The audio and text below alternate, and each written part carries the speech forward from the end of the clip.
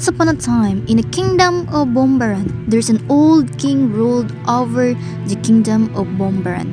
His kingdom was prosperous, his people were good, and he should have been very, very happy. But the king was not contented. His heart was full of envy toward his younger brother, Prince Bantugan. Every time someone praised Prince Bantugan, the king frowned and looked angry. Prince Bantugan is so handsome. She often heard a woman say, and he would look in a mirror and see with sorrow that he was not good looking as Prince Bantugan.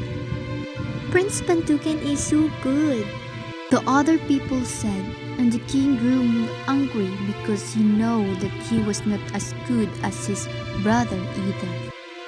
Prince Bantugan is so brave. And everybody said, the king grew tired of people saying so many good things about his brother while they said nothing nice about him. The young lady smiled at Prince Bantugan. They allowed him to hold their hands and they gave him their love, but did not like the older brother, the king.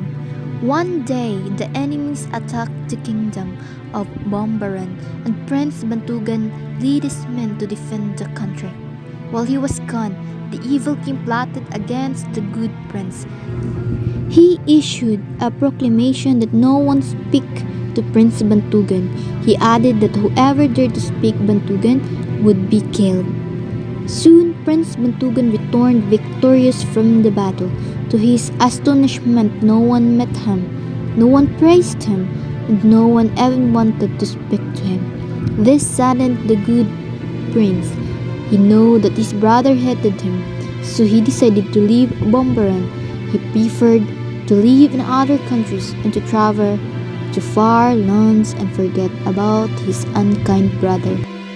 In his travel, he heard about the beautiful land of the kingdom between two seas. It was ruled by a good, kind king and his sister, the beautiful and the kind Princess Datimbang. Prince Bantugan decided to go there. He traveled through forests and across the rivers and mountains and at last reached the kingdom between two seas. Prince Bantugan was very weary from his travel. As he stood outside the gates of the great palace, he suddenly felt very weak. His leg could not carry his body, and the prince fell to the ground and died. When the king of the kingdom between two seas heard of the stranger who had died at his palace gate, he and his sister, Princess Datimbang, went to see the body. Even in death, Prince Bantugan was very handsome. The heart of Princess Datimbang went out to him in love and sorrow. What a handsome young man, she said, weeping softly.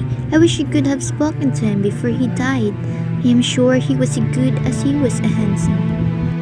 How unfortunate that he should die here. Does anyone know how this young man is and where he came from? By these clothes and appearance, you must see he is a king or a prince.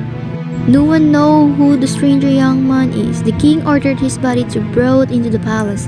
The king was afraid that the relatives or subjects of the dead man might rage upon war of his kingdom. He therefore treated the body of the young man as he would a royal person. He had dressed in magnificent clothes and placed in a large hall in the palace. Princess Datimbang placed flowers upon the bed on which the body lay. He also decorated it in a colored jewelry. Around the bed was an abundance in fragrant flowers in jars and vases. The king then ordered the great brass gong to be sounded. He made a proclamation that all his people and the people of the neighboring kingdoms must come to look at the prince or king, so that he would know who he was and where he came from. People came from near, came to see the body, but no one knew who the man was. The beautiful Princess Datimbang watched nearby. She had fallen deeply in love with the handsome stranger. In the other part of the kingdom, some parrots were talking about the young man and how he died in the kingdom between two seas. Suddenly, they noticed that the parrot from the kingdom of Bombaran was silent and said, Why are you sad, my brother? I Bantugan. One of the pirates said, and the pirate from Bumbaran answered, He left Bumbaran never to return. I have looked for him everywhere but have not found him. Without another word, Prince Bantugan Parrot flew to the palace.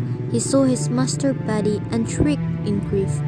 Prince Datimbang heard him and asked him what's the matter was. My master is dead, my master is dead. Prince Bantugan. He sacrifices himself to save our kingdom. When the king heard what the parrot said, he was determined to put the body on a venta and take himself with all honors to the kingdom of Bombaran. Princess Datimbang went with him. Before the royal party left kingdom between two seas, the princess asked the parrot to go ahead of them and notify the king of Bombaran of their coming. The parrot flew ahead to the kingdom of Bombaran. When he told the king about the death of Prince Bantugan, the ladies shrieked and tore their hair and fainted. Everyone grieved for the good Prince Bantugan.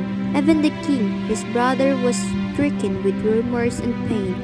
He was full of repentance. He blamed himself for the death of his brother. He did not know what to do. Prince Madali was the brother of Prince Bantugan and loved him dearly. He volunteered to go to the region of the dead and bring Bantugan's souls back to his body. The king decided to go with him. It was a very dangerous journey, but the two was not afraid. They rode on their magic shields and rode up to the sky. For the few days flew, they reached the place of lightning, thunder, and endless rain. 5 more days they traveled. They reached the land of the burning heat. Their magic shields almost melted under them, so great that the distance that they went on the 5 more days. At last they reached the highest portal of the sky. The keeper of the gate asked them. The young men were answered, and they asked the guard of spirit. Prince Madali answered. The two entered and found themselves in a beautiful garden full of fragrant flowers and delicious fruits. On a large table were bottles of different colors which contained the souls of the dead.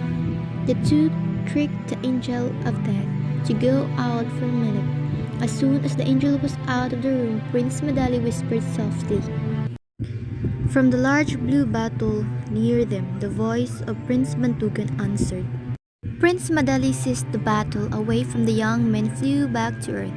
When they reached the palace, the king and the princess of the kingdom between two seas were just landing with the body of the Prince Bantugan. Prince Madali transferred the soul of the Prince Bantugan from the bottle of his body. The body stirred. The Prince Bantugan sat up and stretched out as just awakening from deep sleep. The people shouted with joy. For many days they celebrated the return of their beloved prince. And for that, Prince and Princess are happily married. The end.